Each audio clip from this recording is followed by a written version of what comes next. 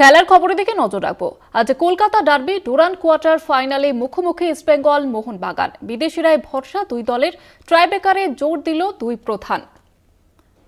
আজ Kolkata derby Durand quarter ফাইনালে মুখোমুখি ইস্টবেঙ্গল এবং মোহনবাগান। বিদেশিরায় ভরসা দুই দলের, টাইব্রেকারে জোর দিল দুই প্রধান।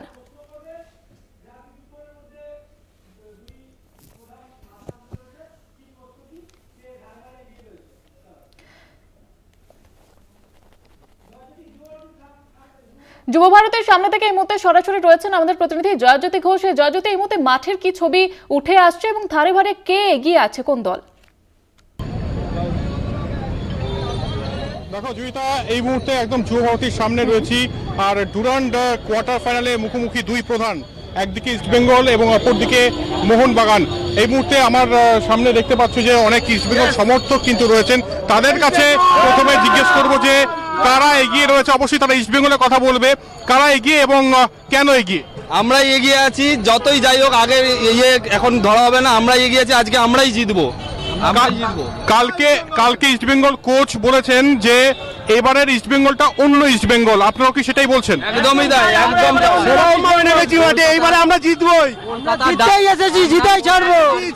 তো ইস্টবেঙ্গলের জন্য একটা স্লোগান হয়ে যাক, জয় ইস্টবেঙ্গল। দেখো ওই যে যাচ্ছে মাচারা, যাচ্ছে মাচারা। বুঝতেই পারছো এখানে ইস্টবেঙ্গল সমর্থকদের একটা উচ্ছ্বাস ধরা পড়ছে ম্যাচের কিছুক্ষণ আগে। এই মুহূর্তে আমার সঙ্গে আমাদের ফুটবল প্রতিনিধি স্বপন পাল রয়েছেন এবং টানা আমরা গতকাল থেকে কভার করছি ডার্বি নিয়ে।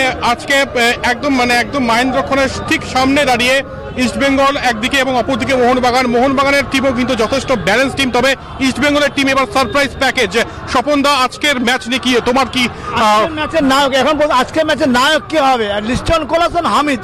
দেখো ইস্টবেঙ্গলের হামিদ কিন্তু যোগ দেওয়ার পর প্রথম ম্যাচে ইস্টবেঙ্গলের অভিষেক ম্যাচে গোল করেছেন এবং আমি দুটো ম্যাচে পরপর গোল করেছি এবং দেখা যাচ্ছে হামিদের যে স্পট জাম্প এবং যে গোলটা ছিল সেটা কিন্তু বোঝা গেছে। অপর দিয়ে দেখা যায় যে লিস্টন কোলাসন যেভাবে ধ্বংসাত্মক খেলছে, বিপক্ষে কিন্তু ডিফেন্স পাস থেকে নিজে গোল করছে, গোল করাচ্ছে। হামিদ না লিস্টন, কে আজকে নায়ক? এটা একটা ব্যাপার।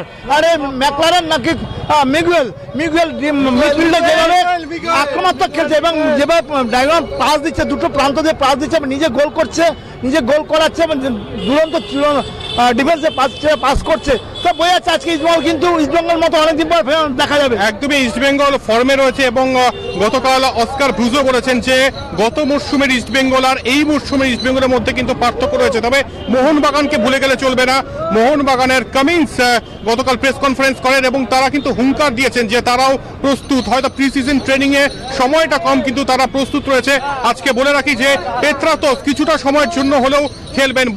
এই পেত্রাতোস ডুরান্ডের ফাইনালে ইস্টবেঙ্গলকে হারিয়েছিলেন, তাই একটা ফ্যাক্টর অবশ্যই কাজ করবে। এবং অবশ্যই স্বপন পাল বলেছেন লিস্টন কোলাসো, স্বপন দা অলরেডি লিস্টন কোলাসোর নাম নিয়েছে এবং লিস্টন কোলাসো উইং নির্ভর যে আক্রমণটা করে সেটার জন্য কিন্তু প্রস্তুত থাকতে হবে ইস্টবেঙ্গল ডিফেন্সকে। তাই দু তরফেই একদম ধারে ভারে একেবারে বলা যেতে পারে যে 50-50। তাই এই ম্যাচ একদম দুর্ধর্ষ হতে চলেছে। আর এই ইস্টবেঙ্গল আগের ইস্টবেঙ্গল নয়, যেটা অস্কার ব্রুজো বলেছেন। আর মলিনা, যিনি মোহনবাগান কোচ, কম কথা বলেন এবং কাজ বেশি করেন। কালকে তিনিও কিন্তু বলেছেন যে আমরা হয়তো অতটা ফিট টিম নেই, এখনো সমস্যায় জর্জরিত মোহনবাগান।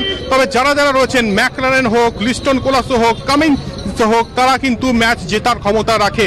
তাই দুদিক থেকেই বলতে গেলে যে একদম হাড্ডাহাড্ডি ম্যাচ হতে চলেছে। আর যুব ভারতীর সামনে এই মুহূর্তে সমর্থকদের উচ্ছ্বাস দেখতেই পাচ্ছ জয়িতা। একেবারে বোঝা যাচ্ছে জয়জ্যোতি যে হাড্ডাহাড্ডি লড়াই হতে চলেছে এবং মাঠের মধ্যে উন্মাদনা কিন্তু চোখে পড়ছে। ধন্যবাদ জানাবো তোমাকে জয়জ্যোতি।